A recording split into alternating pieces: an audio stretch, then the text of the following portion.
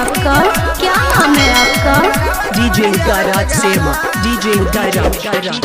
तोहरा होठ के लाली बोलना के चूसल कौगे छौरी, के चूसल कौगे छौरी। आ कहवन डीजे वाला तोरा चुमा दिल कौगे छौरी। आ कहवन डीजे वाला तोरा चुमा दिल कौगे छौरी।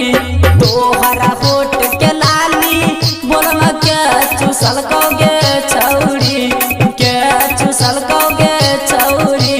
आ कहवन डीजे वाला तोरा सुइया दिल कौगे छौरी। आ कहवन डीजे वाला तोरा सुइया दिल कौगे छौरी।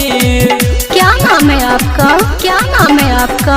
डीजे गराज सेमा, डीजे गराज सेमा, डीजे गराज सेमा।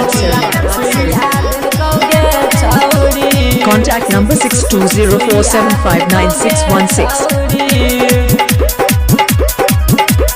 ज्ञान रहल बस बारी में तोरा के बोलल कौगे छौरी, तोरा के बोलल कौगे छौरी।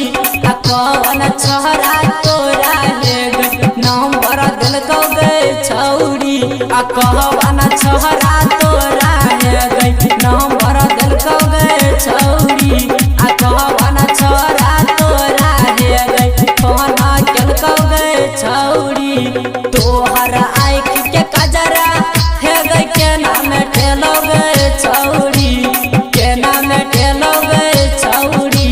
आ कहवन डीजे वाला तोरा नंबर दिल कौगे छौरी। आ कहवन डीजे वाला तोरा फोन केल कौगे छौरी।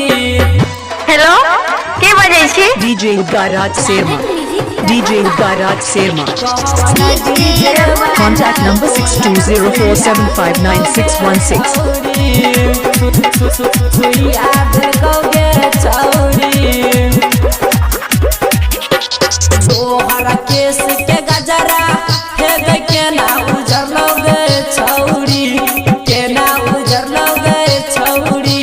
आ कहवन डीजे वाला तोरा चुमा दिल कौगे छौरी।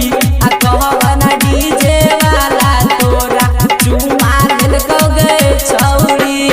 क्या नाम है आपका? क्या नाम है आपका? डीजे गराज सेमा, डीजे गराज। कहवन डीजे वाला तोरा